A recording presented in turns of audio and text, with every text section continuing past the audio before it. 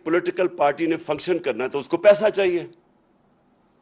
پیسے کے بغیر کیسے پارٹی چل سکتی ہے؟ اور پارٹیز کیوں نہیں، آپ یہ بھی سوچیں کہ بڑے بڑے لوگ آئے اس ملک کے اندر، بڑے بڑے نام آئے، ہیروز تھے پاکستان کے، air marshal Asghar Khan, AQ Khan, اور میں کتنوں کے نام لوں جو بڑے نام تھے جنہوں نے اپنی پولیٹیکل پارٹیز بنائیں لیکن نہیں چل سکے. کیوں نہیں چل سکے؟ کیونکہ پولیٹیکل پارٹی کو پیسہ چاہیے ہوتا ہے. اب پیسہ کیا ہو گیا ہے؟ یہ جو دو مافیاز ہیں ان کے پاس پیسہ ہے، ان کی پارٹیز کے پاس پیسہ ہے، لیکن دوسرے کدھر سے پیسہ لے کے ان کا مقابلہ کرنے کے لیے؟ سب کو پتہ ہے کہ جب سے نواز شریف آیا پاکستان کی پولیٹکس میں 1985، جو بھی پاکستان کی پولیٹکس سمجھتا ہے 1985 کو یاد رکھیں. وہ تھا جب ہماری پولیٹکس بدلی ہے اس ملک میں. جب سے انہوں نے ضیاء الحق نے نواز شریف کو لے کے آیا، اس کو تو سیاسی آدمی نہیں تھا، اس کی تو حلقہ ہی نہیں تھا، تو وہ کیسے پولیٹیشین بنا؟ پیسے چلا کے، پلاٹس دے کے، رشوتیں دے کے، چھانگا مانگا کی سیاست شروع ہوئی. ادھر سے پاکستان کی پولیٹکس اور ہی مہنگی ہونی شروع ہو گئی.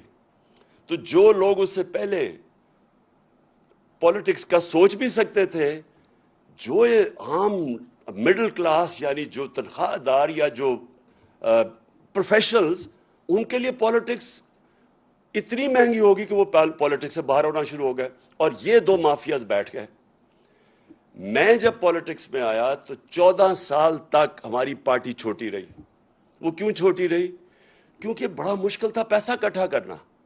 کیونکہ لوگ ابھی تک، میں تو عوام کے پاس سے گیا پیسے اکٹھے کرنے، اور تو میں تو پہلے دن سے ان دونوں کو مافیاز کو چیلنج کر رہا تھا.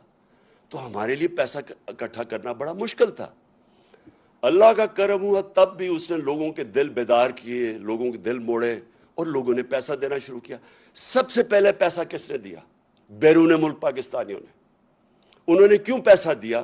کیونکہ وہ سمجھ گئے تھے جو بیرونی ملک پاکستانی ہیں ان میں شعور ہے، کیونکہ انہوں نے ڈیموکریٹک سسٹمز دیکھے ہوئے ہیں. برطانیہ میں بیٹھے ہوئے ہیں، امریکہ میں بیٹھے ہیں، یورپ میں ہیں.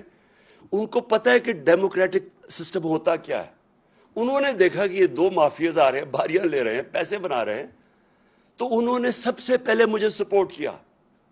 تو وہ کیسے سپورٹ کیا؟